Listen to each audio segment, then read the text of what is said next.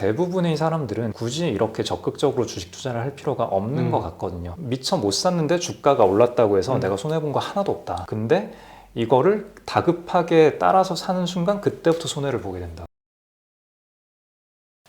안녕하십니까. 증시각도기 TV 각도기가 살아간 투자자, 우리 투자계의 신사이자 그리고 엄밀한 여전히 학도와 같은 길을 걷고 계신 라쿤 자산운용의 홍진채 대표와 함께하고 있습니다.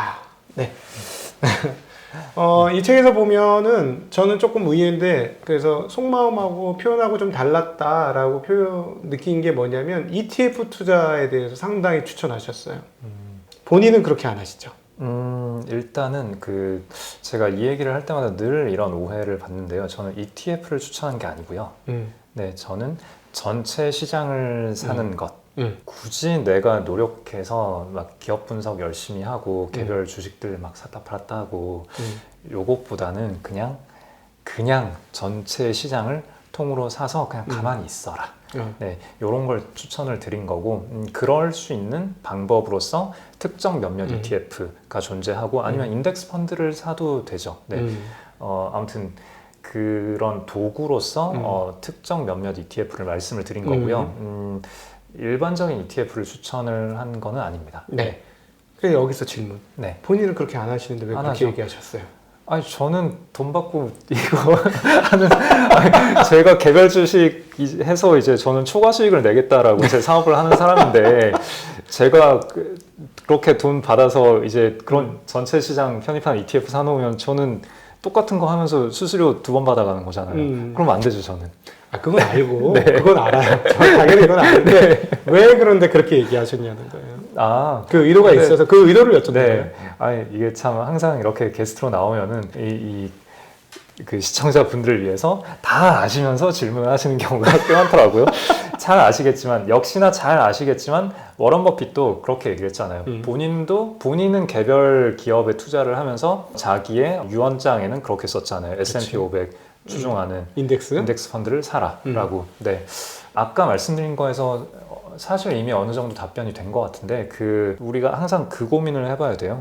우리가 무엇을 원하는 투자자인가. 그러니까 남들보다 더 나은 뭔가를 내야만 하는, 전문용어로 초과 수익을 내야만 하는, 전체 시장을 이기는, 벤치마크를 뛰어넘는 성과를 내야만 만족하는 사람인가 나는.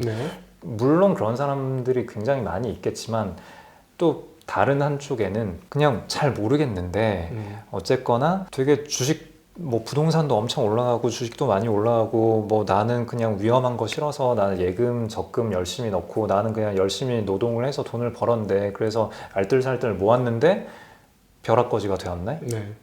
이게 무서운 분들도 아주 많이 있을 거거든요. 그렇겠죠? 그러면 이런 분들이 정말 등 떠밀려서 주식시장까지 나오고 또 더 나아가서는 코인까지 해야 되고 이래야만 하는 것인가.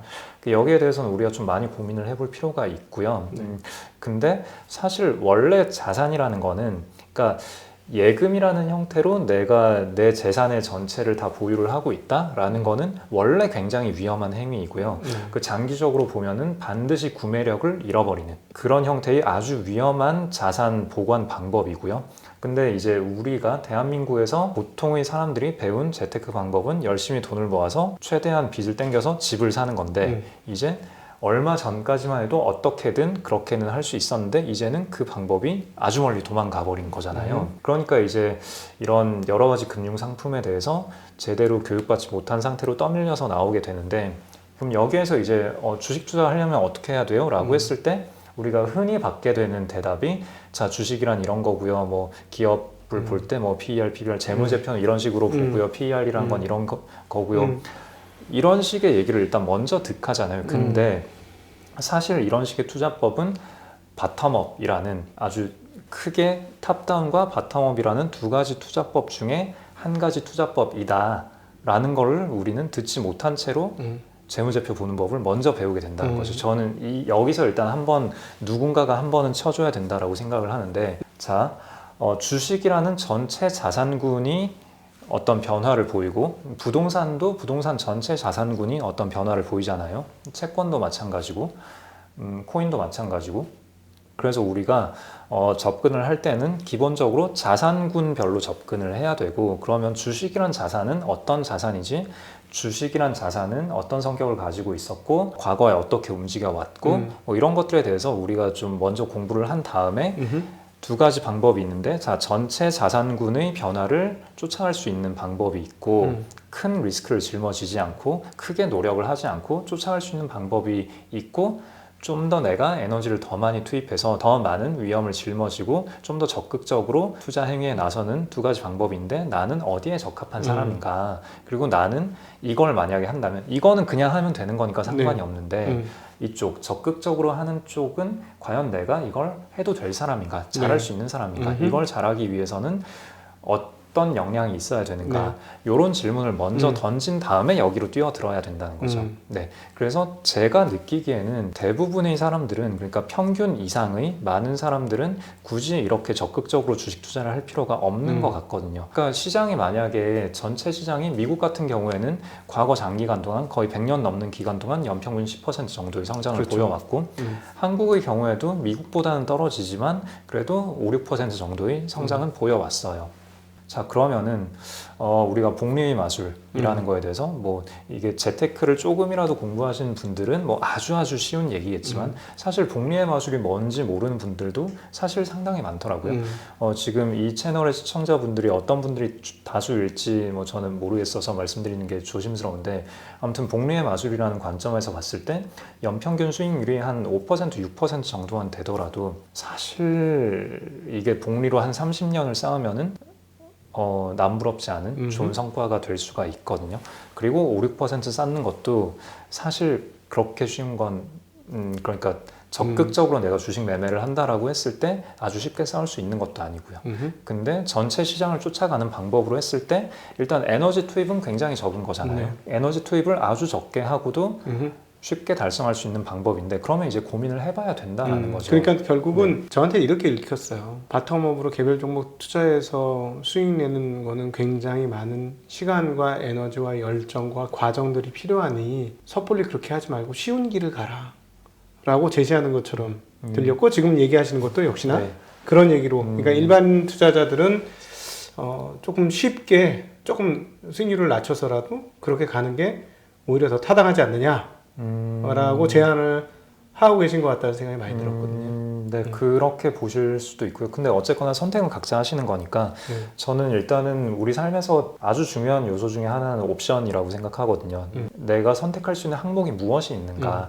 여러 선택지 중에서 이제 그 각 선택지의 어떤 성격을 알고 내가 골라야 된다고 생각을 하는데, 그래서 이제 이런 말씀하신 대로 네, 일단 요약 정말 좋고요. 네, 정말 요약을 잘 해주신 것 같고, 그래서 그런 아주 내 에너지, 열정, 노력을 적게 투입하고도 평균만큼 할 수 있는 선택지가 있는데 이게 있다는 걸 일단 알고 그러면은 바텀업 개별 기업에 주식 투자를 한다라는 거는 이거를 거절한 선택이다라는 걸 알고 선택하시라는 뜻인 거죠. 네네. 네. 그러면은 우리 이제 홍 대표님 실전 투자에 있어서 기업 가치 평가 보통 어떤 식으로 접근하시는지, 그리고 기업의 어떤 밸류를 보고 진입하시는지, 중요하게 생각하는 투자의 포인트는 어떤 건지 더 좀 궁금합니다. 한 5년쯤 전에는 그 질문에 답변하기가 굉장히 어려웠거든요. 네. 그때는 되게 시장의 흐름을 면밀하게 보고 등등등 이런저런 얘기를 막 많이 했었는데 근데 지금은 그냥 간단해요. 그냥 믿을 만한 회사, 믿을 만한 회사 그냥 사놓고 그냥 가만히 있고 가만히 있는데 약간씩 그런 게 있죠. 좀 하자가 있어야 한다라고 표현을 하는데, 여기서 하자라 하면 남들이 보기에 조금 이상한 거, 남들은 좀 안 좋게 보는 거. 나는 내가 보기에는 뭐 괜찮을 수도 있는데. 제가 보기엔 괜찮은데 예를 들어서 뭐 그런 경우가 있었죠. 작년 코로나 이후에 뭐 사람들은 언택트 주식 되게 많이 샀는데 뭐 저희도 언택트 주를 사긴 샀지만 어쨌거나 그거 사는 거에 뭐 남들이랑 큰 차이는 없는 거죠. 근데 예를 들어서 뭐 증권주 같은 경우에 이제 3월, 4월, 5월 이렇게 막 장이 엄청 올라오고 개인 투자자분들이 엄청 많이 달려드는데 그리고 해외 주식도 엄청 많이 하는데 거래 대금도 늘어나고 수수료 수익도 그쵸, 엄청나게 그쵸, 늘어나고 있는데, 그쵸. 근데 증권주가 바닥 대비 좀 올라오긴 했지만 상승폭이 그렇게 높진 않았고 PER 관점에서 봤을 때 사실 말도 안 되는 왜 여기 계십니까? 네, 그런 것들이 있고, 그러면은 왜 이럴까? 왜 안 좋아할까? 음. 보면은 이제 1분기 실적이 안 좋을 거래요. 그럼 1분기 실적이 안 좋은 이유는 프랍 트레이딩이라고 이제 증권사 고유 재산에서 매매를 하다가 이제 손실이 날 거래요. 근데 손실이 왜 났냐? 그럼 1, 2, 3월까지 주가 빠졌으니까 주가가 빠졌기 때문에 손실이 날 거래요. 이상하잖아요. 아니 그러면 지금 이미 주가가 이렇게 올라오고 있는데 그러면 당연히 여기에서 프랍에서의 손실은 2분기에 커버리지가 되는데 반드시 커버가 되는 건데 근데 이걸 가지고 안 좋게 본다? 너무 이상하다. 그게 하나가 있었고 그 다음에 그런 얘기를 하면은 이제 또 반론이 들어오는 게 프랍 분야는 변동성이 심하기 때문에 그래서 여기에 대해서는 프리미엄을 줄 수가 없다. 그래서 좀 안정적인 브로커리지 수익으로 이제 많이 벌어야 되는데 이제 거래 대금이 무한정 늘어날 수는 없는 거고 뭐 그런 얘기를 하는데 너무 이상한 거예요. 나쁜 것만 보더라고요. 네. 그러니까 아니 거래 대금은 아니 많이 늘어날 수도 있는 거고 그리고 해외 주식을 많이 하면 해외 주식의 수익률은 아주 높잖아요. 국내 주식 하는 것보다. 근데 해외 주식을 과거보다 되게 많이 하는데 이거는 또 아예 새로운 장이 열린 거고 아니, 왜 이걸 안 좋게 보냐. 그것도 그렇고 애초에 그 예전에 한 5년 10년 전에 증권사 분석 자료를 보면은 그러면은 브로커리지에만 집중하고 있는 브로커리지 의존도가 높은 회사는 디스카운트를 받았어요. 너무 단일 비즈니스에 대한 의존도가 크다고. 그래서 뭐 IB 부서라던가 트레이딩이라던가 뭐 그런 쪽을 더 늘려야 된다. 라고 주장을 했는데 그래서 이미 이제 몇몇 증권사들은 이제 그렇게 되게 많이 늘어났고 그렇죠. 다변화가 돼 있는데 아니 이렇게 사업 부서가 늘어났다는 것 자체가 이 회사들의 프리미엄을 줘야 할 요인인데 개별 사업 부서의 변동성을 가지고 디스카운트를 요인으로 삼는다? 이상하잖아요. 그리고 또 잘 아시겠지만 그런 부서들이 이제 또 돈을 버는 사이클로 들어오게 되면은 이 사이클 자체도 무시해 버리잖아요. 구조적으로 앞으로 계속 벌 수 있다 이렇게 주장을 해버리니까. 근데 이거는 너무 쉬운 게임인데. 네 그러면서 이제 그런 회사들을 좀 많이 샀었죠. 네. 그 말씀 들어보니까 이제 보유 기간이 좀 기시네요. 보유 기간은 네, 기본적으로 길고 방금 말씀드린 이런 사례가 그나마 좀 단기적으로 이제 약간 올라왔다? 네, 단기적으로 이제 어떤 다른 사람과의 어떤 시야의 차이를 보고 좀 더 이제 편입비를 많이 늘려가는 그런 식의 매매를 이런 식으로 하는 거죠. 네. 보통 보유 기간은 대략 평균적으로 한 어느 정도 끌고 가시는가요? 평균적으로 뭐 한 3년, 5년, 10년 되기도 하고요. 네. 운용사 중에서도 긴 편이네. 그 정도면요. 네. 거의 매매를 거의 안 합니다. 거의 한 달에 뭐 일주일에 한 번 정도? 네. 근데 좀 해야 될 땐 또 많이 하루에 뭐 여러 번 매매를 할 때도 있긴 있고요. 가끔 이제 리밸런싱 주기가 됐을 때. 리밸런싱은 언제 하시나요? 그러니까 퀀트 펀드 같은 경우에는 3개월마다 리밸런싱을 하고요. 네.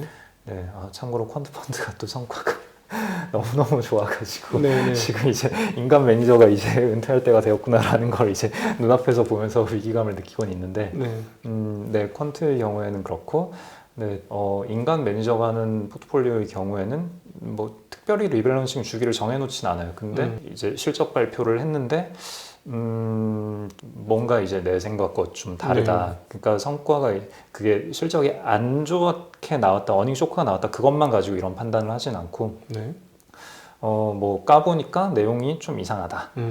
뭐라던가 그래서 흔히들 책에서 하는 얘기지만 아무튼 뭐 내 생각이 좀 바뀌어야 할 것 같다. 뭐 그럴 때 혹은 뭐 주가가 되게 많이 올랐는데 뭐 여전히 좋긴 하지만 지금 이만큼이 다 현금이라면 이만큼의 비중을 담겠냐.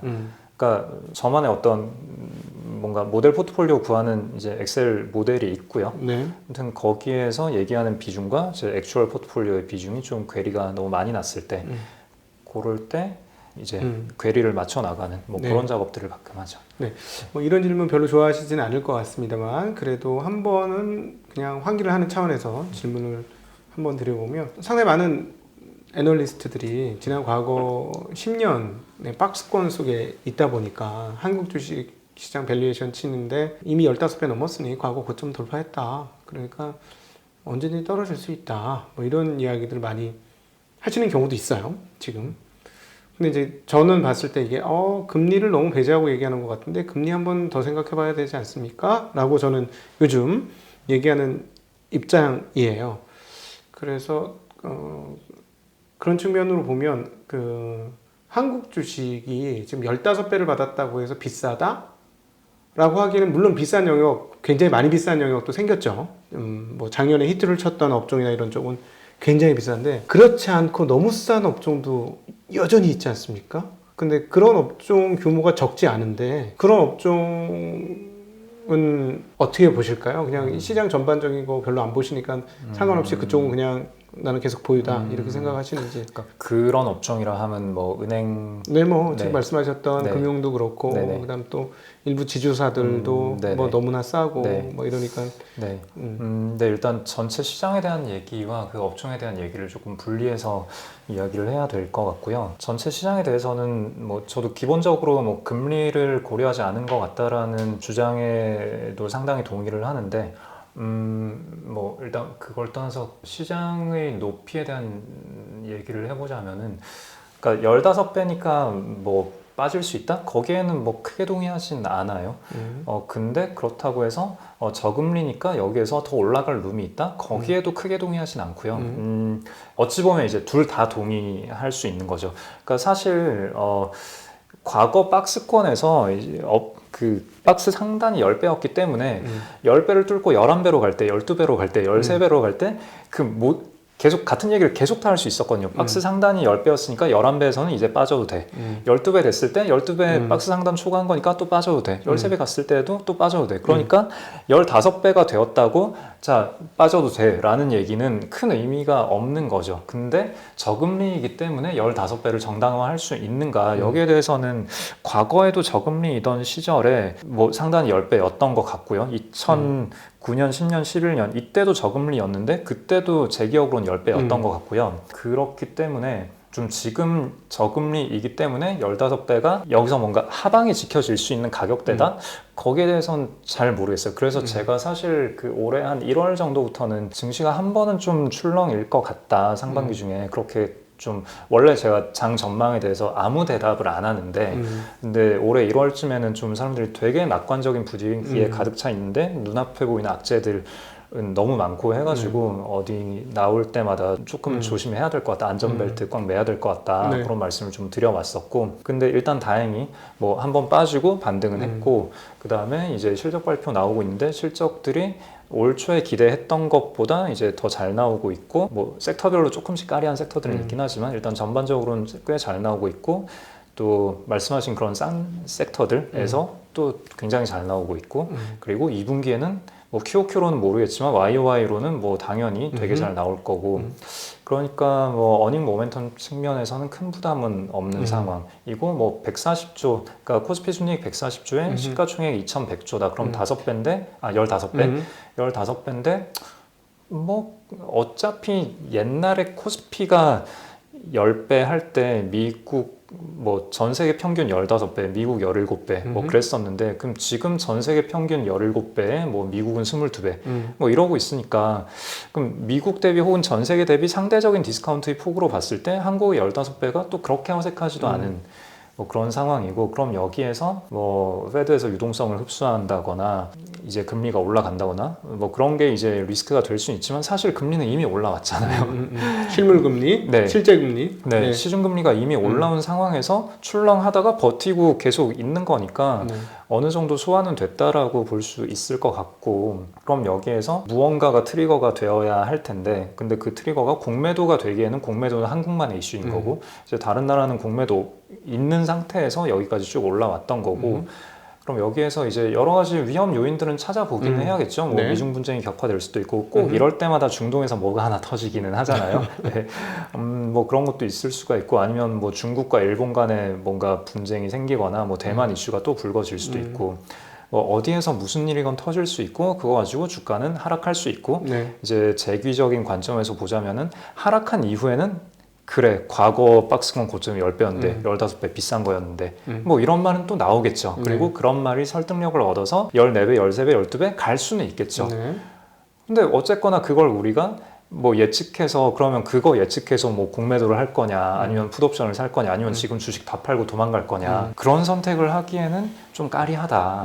그리고 말씀하신 대로 이제 업사이드를 보자면은 어차피 여기에서 15배도 그렇게 어색하지 않은데 17배를 간다고 해서 굳이 어색할 거냐. 네.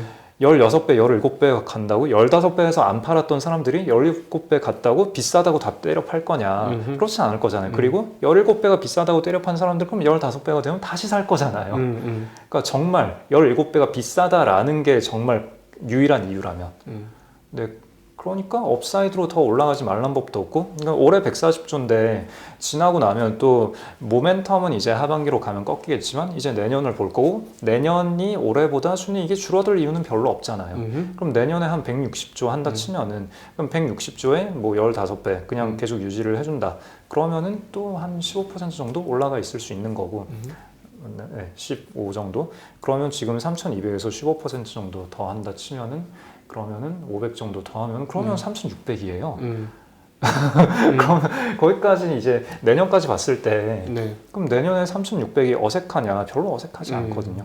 근데 내년에 만약에 2,700이 어색하냐? 그것도 사실 어색하진 않거든요. 그러니까 지금은 그냥 위건 아래건 열려는 있는 상태고 예측하기엔 애매한 상태다. 네. 그러면은 여기서 이제 그냥 두 가지 방법이 있는 거죠. 아주 길게 보고 아까 말씀드린 대로 전체 시장을 편입할 수 있는 전체 시장 추종할 수 있는 그런 인덱스 ETF 같은 거 사놓고 그냥 가만히 냅둔다. 그러면 사실 시장이 오르면 오르는 대로 좋죠. 그 다음에 시장이 떨어지면 물론 나도 손해를 보겠지만 적극적으로 주식을 하시는 분들이 더 많이 손해를 봤을 거기 때문에 그냥 오르건 떨어지건 좀 마음이 편하단 말이에요. 네. 네.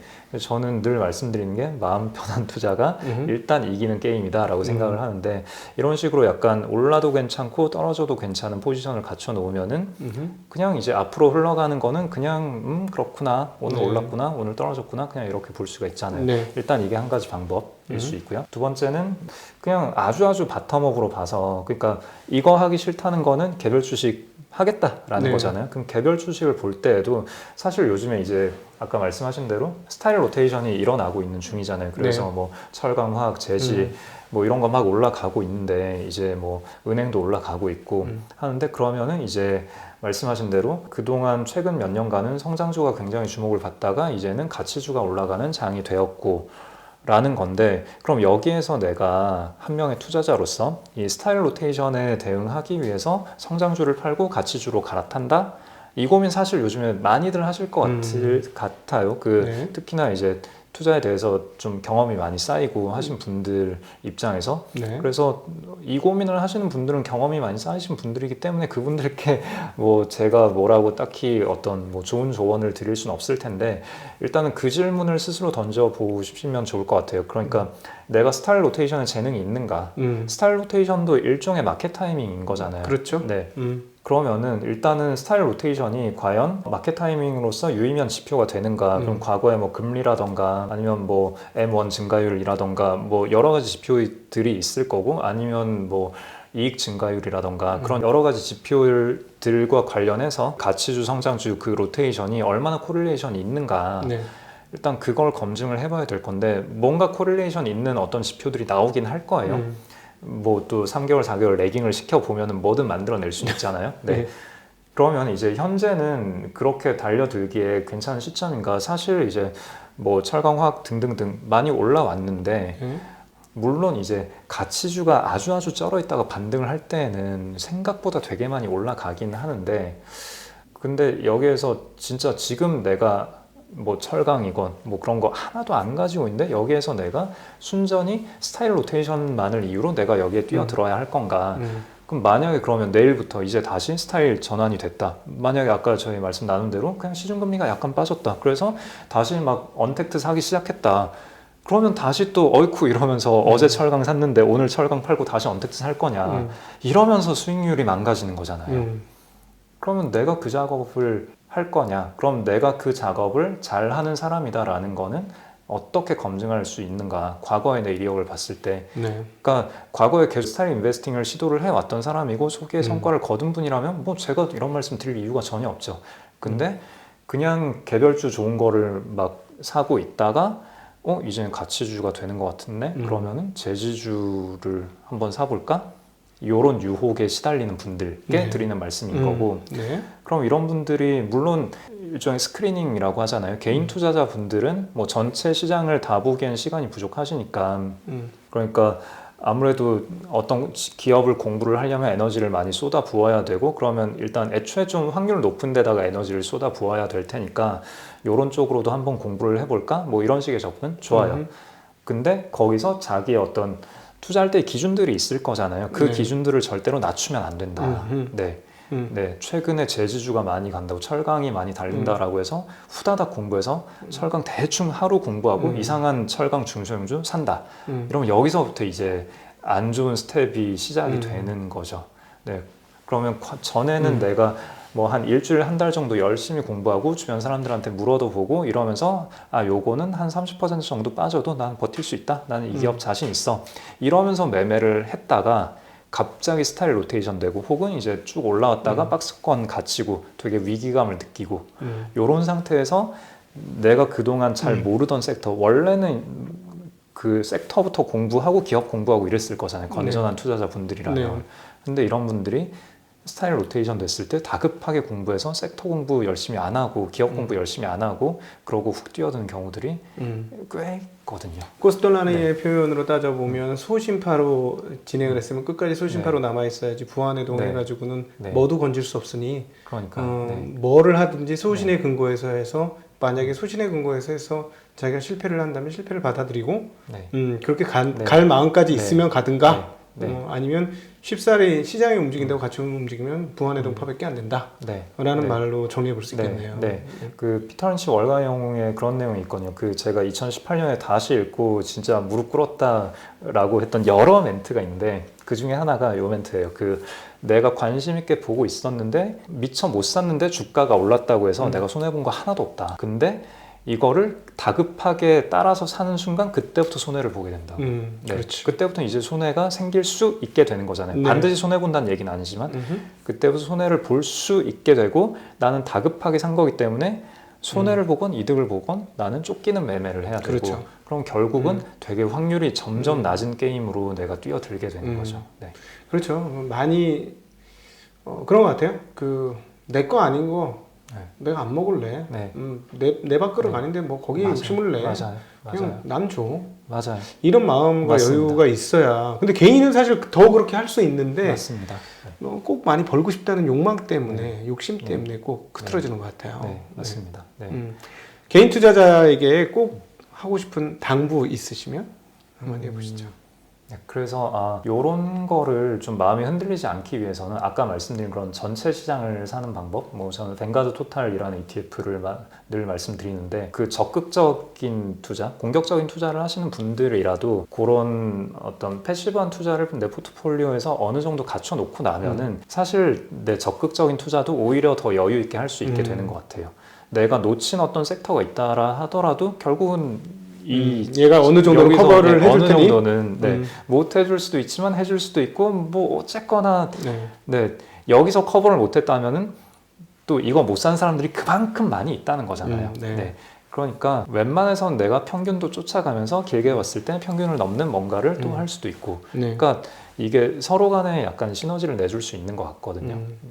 그래서 그런 관점에서의 고민도 좀 해보면 좋을 것 같습니다.